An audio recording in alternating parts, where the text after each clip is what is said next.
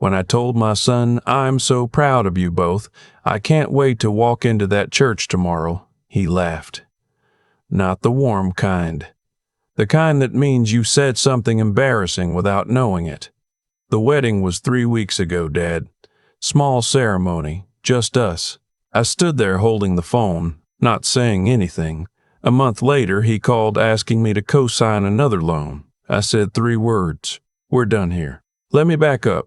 The salmon had been in the oven for 40 minutes. I'd driven to Whole Foods that afternoon specifically for it. Wild caught, the good kind, not the pale farm stuff Margaret always said tasted like cardboard. I'd gotten asparagus too, and a bottle of Pinot Grigio I knew my son liked. Set the dining room table with the cloth placemats, the ones we'd had since the early 90s. 3 place settings. My son, his fiancée Amber, and me. I'd been looking forward to this dinner for 2 weeks. They were supposed to arrive at 6:30. By 7, I'd checked my watch 4 times and turned the oven down twice. By 7:15, I called. Straight to voicemail. I left a message that sounded more cheerful than I felt and went back to standing near the kitchen window, watching the driveway. They showed up at 7:40. My son came through the door first, hands in his jacket pockets, eyes doing that thing where they land somewhere just past your face. His wife. I still thought of her as his fiancée, then followed. She was dressed nicely. Silver earrings I didn't recognize. A ring on her left hand I definitely didn't recognize. Not the one I'd seen in the photos he'd sent 6 months ago when he proposed. "Come in," I said. "Dinner's almost ready." Nobody moved toward the table. My son cleared his throat. "Dad, we have to tell you something." I looked at him. Something about the way he was standing made my chest tighten in a way I couldn't explain yet. "We got married." His wife's voice was very quiet. 3 weeks ago, at the vineyard up in Sonoma.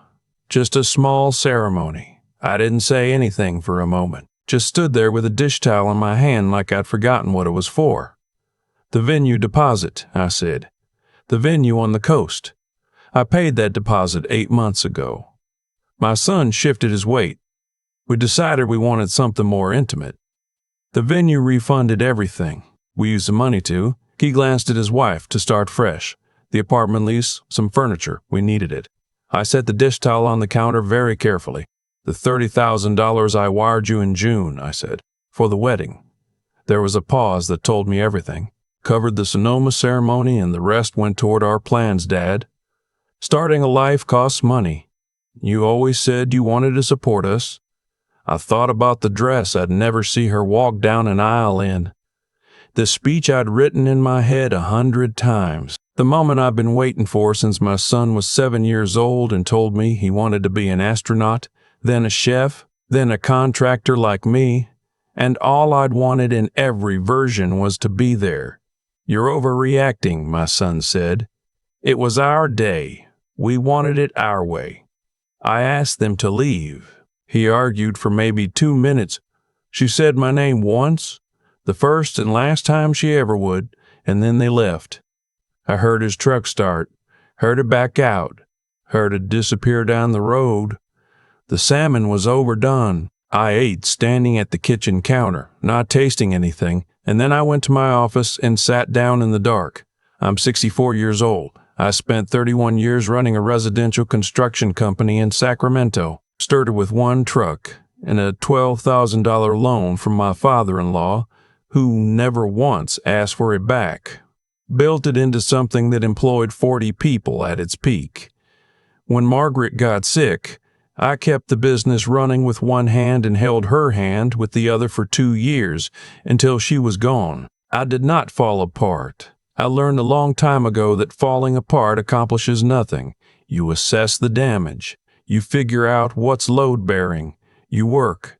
So I turned on the desk lamp and started working. I went to the filing cabinet first. I've kept records of everything since 1987. Bank statements, invoices, wire transfers, every check I've ever written. Margaret used to tease me about it. Said I could reconstruct the family's entire financial history from a cardboard box.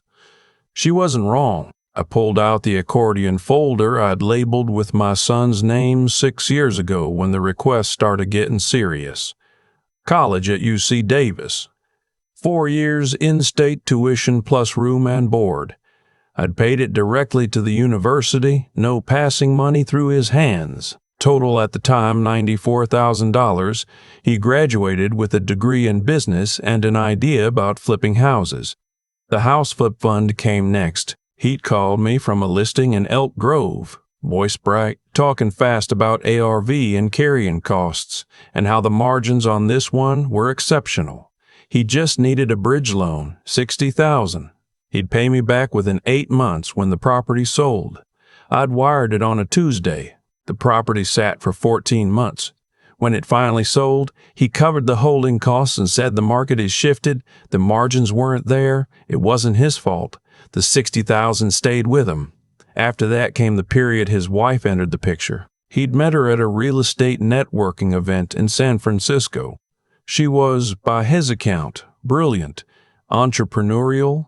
She had a concept for a wellness studio, yoga, nutrition consulting, IV therapy, the kind of place that charged $40 for a green juice and had a waiting list. My son called it a ground floor opportunity. Could I contribute startup capital? $40,000. Just to cover the build-out and first 6 months of operating costs. I'd driven up to San Francisco to meet her before I wrote the check. We'd had lunch in the Mission District, outdoor table, fog rolling in off the bay. She was charming, confident. Held eye contact in a way that felt like a skill she'd practiced. I told my son afterward that I liked her. I wrote the check. The studio opened, ran for 9 months, closed. Supply chain issues for the equipment. Lease dispute. Competition from a bigger operator 2 blocks away. There was always a reason. I sat at my desk now, writing numbers on a legal pad in the quiet. UC Davis, $94,000. House flip, $60,000. Wellness studio, $40,000. Wedding fund, $30,000. Wedding fund, $30,000. Plus the small things. The $8,000 for his truck when his transmission blew in 2021. The $4,500 I'd wired during a month when he said they were short on rent. The $3,200 medical bill from an ER visit he couldn't cover. I added the column 30 times the $39,700. I sat back in my chair and let that number exist in the room for a minute. Then I opened my laptop. I logged into my online banking and pulled up the joint savings account. I'd set it up 2 years ago at his suggestion. He'd said it made sense for quick transfers, that he worried about emergencies. I had thought at the time it was my son being responsible. Thinking ahead, I scrolled through 12 months of transaction history. The withdrawals started small. January, $2,000. February, $1,500. March, $3,200. By summer, they got bigger. A $7,000 transfer in June with a note that said business expenses. An $11,000 withdrawal in August labeled investment. Every one of them had gone out the same week his wife posted something on Instagram about a new opportunity, a new venture, a new idea that was going to change things. I added up the withdrawals. $41,000. Gone from an account I'd funded for my son's emergencies, redirected into projects I'd never been told about, in increments small enough that I hadn't noticed until I was sitting in the dark looking at all of them at once. I opened a spreadsheet and started entering everything from the beginning. I worked until 2 a.m. When I finally pushed back from the desk, the total in the spreadsheet read $280,700. Nearly 3 decades of savings given freely because he was my son and I had believed in him every time he asked. I slept 4 hours, was up before dawn, made coffee and sat at the kitchen table while it was still dark outside, listening to the sprinklers run on the timer Margaret had programmed in 2009. I'd never changed the schedule, didn't see a reason to. By 8 o'clock Monday morning, I was in the parking lot of my bank on Watt Avenue.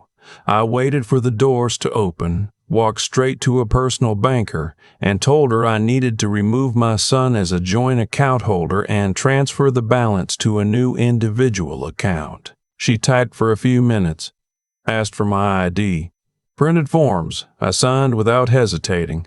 She looked up once while I was signing. Something in her expression wasn't quite neutral. I've seen that look before.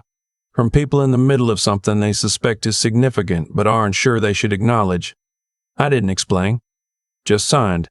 Current balance in the new account. $47,000. Whatever he hadn't already taken. From the bank, I drove across town to the office of my attorney, Dennis Farrar. Dennis had done my business contracts, my will, my estate documents when Margaret died. 22 years of professional history. His assistant told me he was finishing a call and could see me in 15 minutes. I sat in a waiting room and looked at the wall without reading anything on it. When I walked into his office, Dennis took one look at my face and didn't bother with small talk. What happened? I told him. All of it. The wedding, the accounts, the $280,000 over 7 years, the wellness studio, the house flip, the spreadsheet I'd built the night before that I had printed and brought with me in a folder. Dennis read through the folder in silence. When he looked up, his expression was careful. What do you want to do? I want to revise my estate documents. Current will and trust leave everything to my son. I want to change that. I want him to receive nothing. Dennis set the folder down. That's your right. In California, you have complete testamentary freedom. No forced heirship laws for adult children. He looked at me steadily. You want a revocable trust or irrevocable? Irrevocable. I don't want to leave a door open. Then let's talk about beneficiaries. I'd thought about this on the drive over. When I was coming up, I had an uncle, my mother's brother, who ran a carpentry apprenticeship program out of a church basement in Stockton. Low-income kids, mostly, who needed a trade and didn't have the money or the patience for a 4-year degree. He trained over 200 young people before he retired. Half of them went on to run their own operations. I'd wanted to work with him when I was young, but my father pushed me toward the business track instead.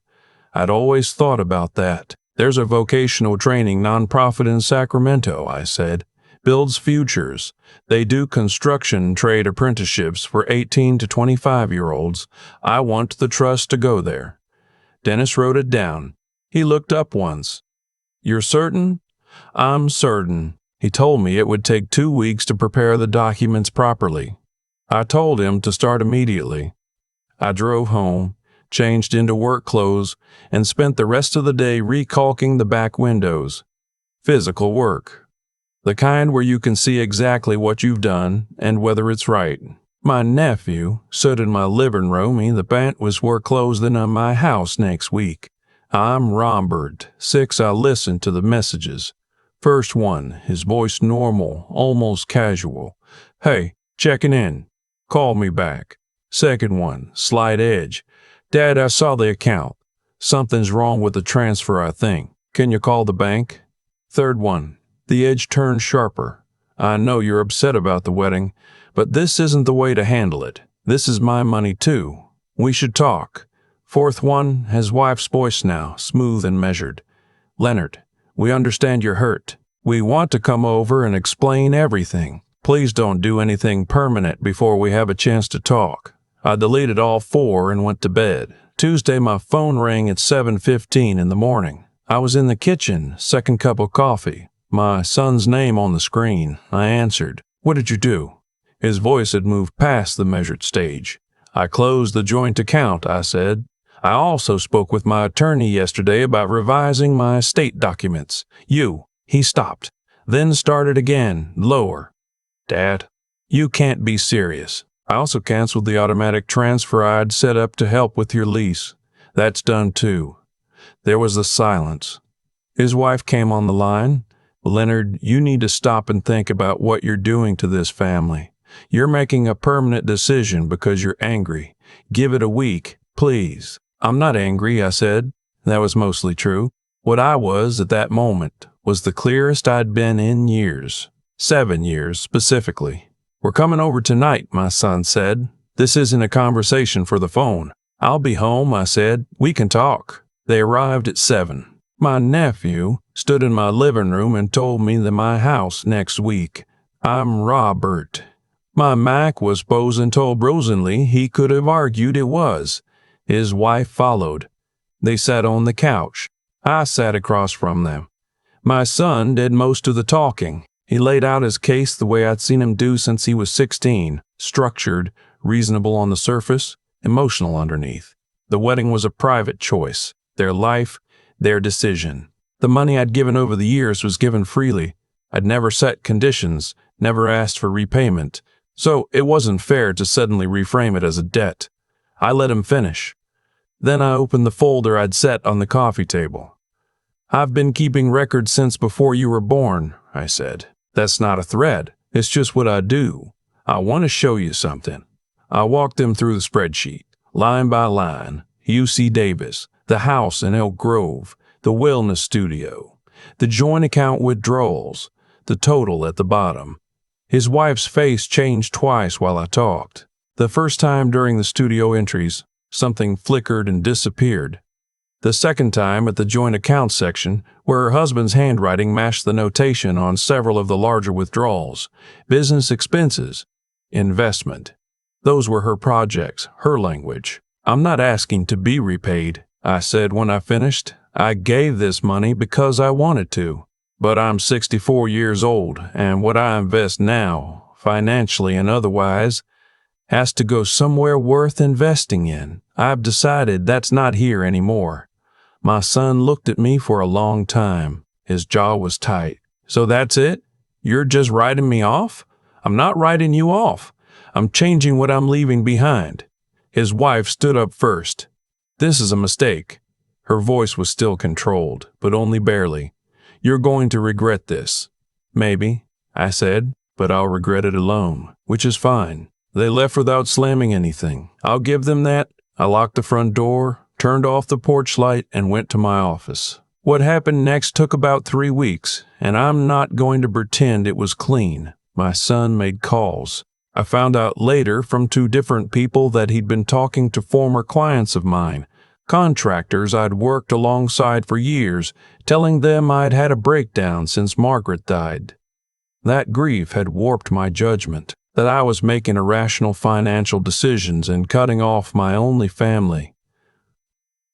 He framed it carefully. He wasn't asking for anything, just worried.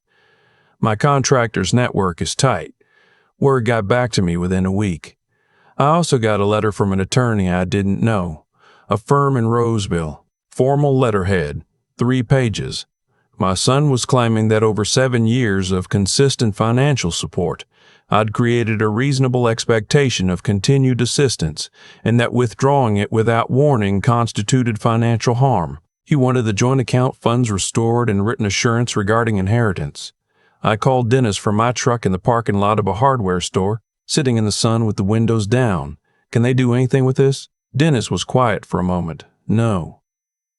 California law is clear. You can't be compelled to continue voluntary financial support. There's no legal basis. This is a pressure tactic. Send a response, clean and firm." The response went out the next day. I kept a copy. My son didn't call for 11 days after that.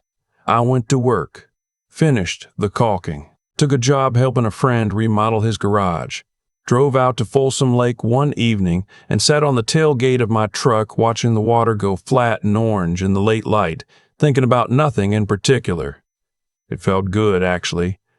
The nothing in particular. On the 12th day, my phone buzzed with a text from a number I didn't recognize. Checked it at a stoplight. "Mr. Leonard, this is Amber's sister. I think you deserve to know some things. Can we talk?" I pulled into a parking lot and sat there a moment. I called the number. The woman on the line was younger than I expected. Her name was Faye. She spoke carefully, like she'd rehearsed the call but was still nervous about it. She told me her sister had been through 2 previous relationships with older men, both involving similar patterns. Getting close, getting access to finances, then a slow and carefully executed extraction. She said she tried to warn me when her sister first got engaged to my son. She'd sent a message through mutual contact and never heard back.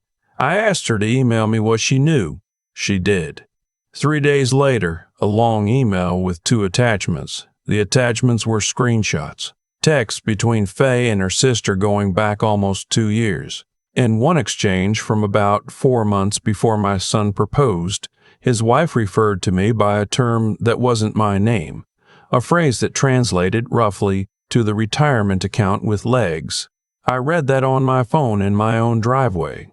Sat there for a while. Then I forwarded everything to Dennis and asked him if it changed anything about the trust documents. It strengthens them, he said, if they try to challenge on grounds of undue influence or diminished capacity. This evidence of predatory intent is useful, but frankly, Sylvester, they don't have a challenge to begin with. My name is Leonard, I said. He apologized. We'd worked together for 22 years and he still occasionally called me by the wrong name. I'd stopped correcting him years ago. That day I bothered. Small things start to matter when larger ones have been settled. The trust signing was on a Thursday afternoon in Dennis's conference room. His paralegal witnessed. I used the pen I'd carried in my shirt pocket for 15 years, a Waterman my father gave me when I started the business. Margaret had the barrel engraved the year after we got married. I'd used it to sign every major document since 1996, page by page. The trust instrument, the asset schedule, the beneficiary designation. Builds Futures, Inc., Sacramento, California. The irrevocability clause. Dennis applied his notary seal and looked up. Done, he said. I put the pen in my pocket. Everything I'd built, the company, the equity in the house, the retirement accounts, the life insurance, would go to an organization that taught young people how to swing a hammer, read a blueprint, pour a proper foundation, how to build something that stood. That was a Thursday. By Friday evening, my son and his wife were in my driveway. I've been expecting it. Not the timing exactly, but the event. When legal options close, people return to geography. They know where you live. They think proximity is leverage. I watched them from the window in my front room. Didn't open the door right away. My son knocked twice, rang the bell. His wife hung back on the bottom step, arms crossed, looking at her phone. After the third knock, I walked to the door and opened it. My nephew stood in my living room and told me that my house next to eat. Aid made mistakes. She'd made mistakes. They both had. He knew the wedding had hurt me. He should have told me sooner. He was asking me not to burn everything down over it. Families made mistakes. People recovered. He was my only son. He talked for about 3 minutes. When he stopped, I looked at him for a moment. He looked older than I expected. Thinner. The last 7 months had cost him something too. I could see it in his face, even if what it cost him was just the access he'd counted on. Then his wife stepped forward. Leonard, whatever you think of me, he's your son. That's real. You can't get that back once it's gone. I thought about what she called me. The retirement account with legs. I have gotten it back, I said. I've gotten it back, I said. I've gotten all of it back. My son blinked. The trust is signed, I said. Irrevocable. Dennis sent the recorded copies yesterday. There was nothing to contest and nothing to negotiate. That's not me being cruel, it's just a situation. His wife's composure cracked. Not all the way, just enough. Her mouth pressed into a line. She looked at her husband. My son looked at me. His expression went through several things in a short time. Anger first, then something that looked almost like grief, then something I couldn't name. This is because of her, he said. She told you something. Faye got to you. Faye sent me some information, I said. But I started down this road before she called. He shook his head. You've made up your mind. I made up my mind the night you called to tell me the wedding was 3 weeks ago. He stood there a moment longer.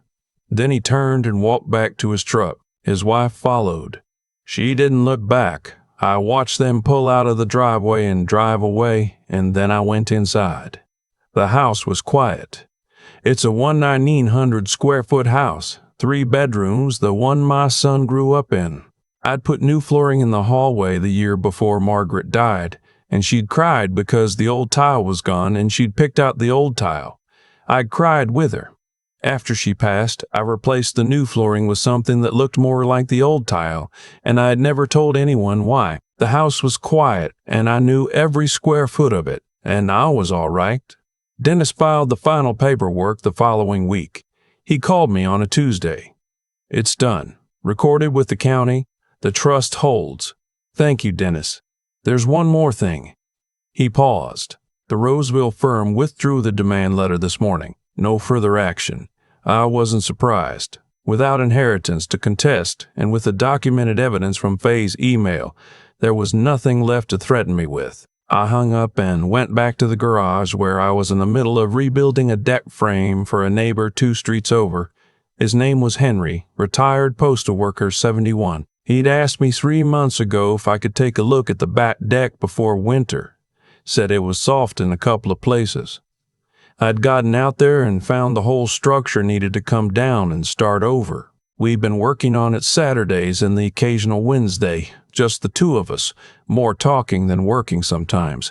His wife brought out sandwiches at noon. "How you doing, Leonard?" "I'm all right," I said. "Better than I've been in a while, actually." She nodded like that meant something and went back inside. Henry held his sandwich for a moment.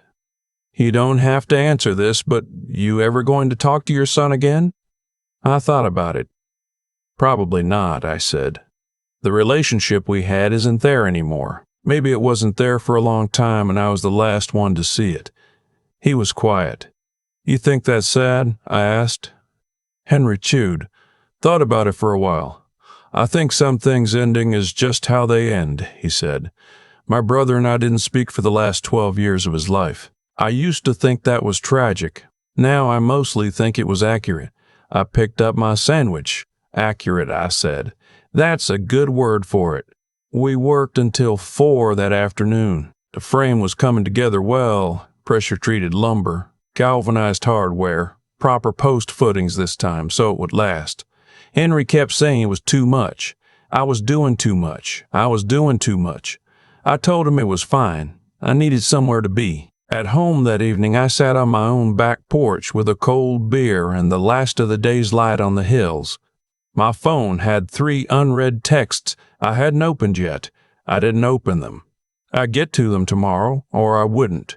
Nothing in them was going to change the shape of things. I'd spent 7 years building something I thought was a legacy, a son I was proud of, a future I was contributing to, a family that would carry something of me forward. I'd been wrong about what I was building and who I was building it with. That wasn't a small thing. I wasn't going to pretend it was. But I'd spent 3 decades building something else before that. A company, a reputation, a way of working. 40 people had fed their families because of what I built. The invoices and the permits and the years were all documented in a filing cabinet I still kept current. That wasn't nothing. That was real. And now there would be a scholarship fund. Young people learning concrete and framing, electrical and plumbing, the kind of work that holds a house together. Some of them would start their own businesses. Some of them would train the next generation. The money wouldn't go where I'd intended, but it would go somewhere true. The light went off the hills. The temperature dropped a little, the way it does in Sacramento in late September, the first real hint of fall. I finished my beer and went inside. My phone was still on the porch table. I left it there. I've thought a lot about what I should have seen sooner. The house flip that never paid back. The studio that ran 9 months. The joint account I set up because my son said he worried about emergencies. And I believed him because I wanted to. That's the part that sits with me now. Not the money. The wanting to believe. There's a version of this story where I'm the fool. I've read that version in my own head plenty of times.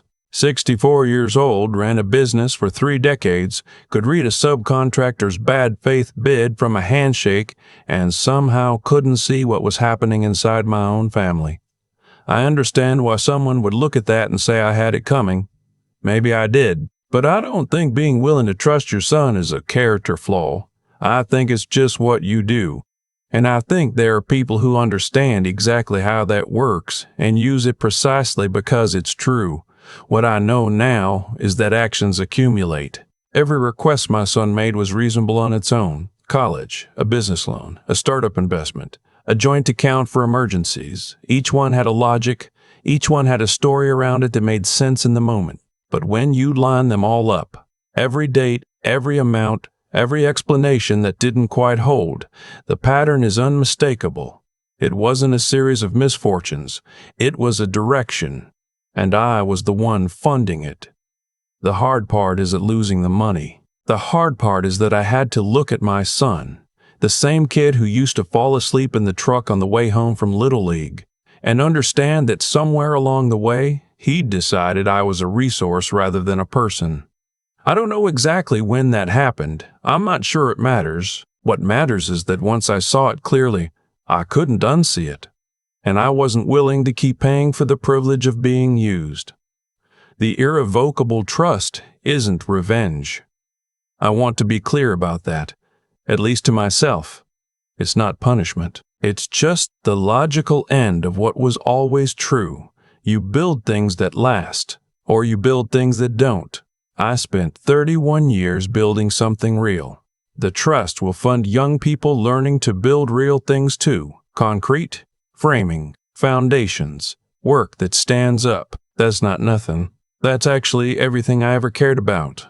Leonard, the man telling this story, walked away with less than he started with in one sense. The family he thought he had. The son he thought he knew. But he walked away with something I think is harder to hold on to, a clear account of what happened, and the willingness to act on it. Not out of anger, out of accuracy. That's the word my neighbor Henry used. Accurate. Some endings aren't tragic. They're just accurate. I left my phone on the back porch that last evening and watched the light go off the hills. There was no triumph in it. Just the particular quiet that comes when you finally stopped waiting for something that was never going to arrive. I'd spent years trying to build a legacy through my son. It turned out the legacy I was building was somewhere else the whole time. That's the thing about foundations. You have to get them right at the start, or everything you put on top eventually shifts. I knew that about houses for 30 years. Took me a little longer to learn it about people.